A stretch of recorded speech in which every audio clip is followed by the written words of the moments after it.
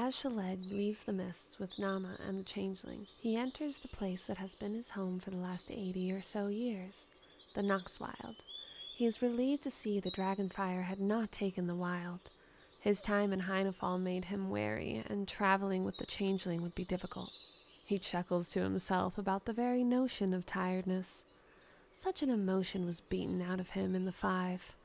That's when he remembers one of the discoveries he made while in Heinefall. He had always believed his servitude to the Winter Court had lasted 5 to 10 years. However, he had come to understand that he was there for several hundred years. Another great joke that the Court of Snow placed upon him. They had taken so much from him.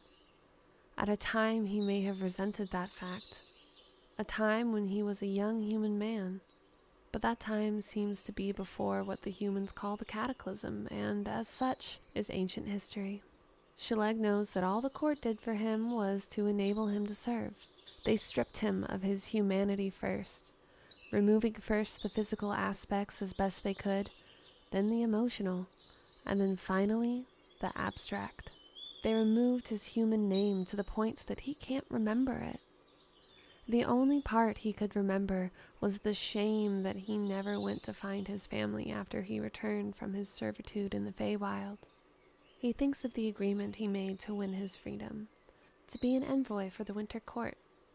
It seems his role as the Ram is that price. He knows that this role is another Fey joke, and he is Fey enough to find the humor in it. They took the one that they called Shaleg, an ancient word for snow, for he was something for all the court to walk over, was used as target practice for their soldiers, was left to freeze as no other winter Fey feels cold, and told him to be the representative of an entire coalition of dark Fey. The very thought of the joke was enough to make Shaleg let out a laugh. Nama lets out a sigh and asks what the matter was. "Nothing, my love. Just glad to see our home again." He hated hiding things from her. She was the only one left who still saw him as he saw himself, that same brewer's apprentice from before the Cataclysm. All the Fey transformation in the Feywild could not strip him of that. It did strip him of one thing, however, his ability to raise a family, to sire children.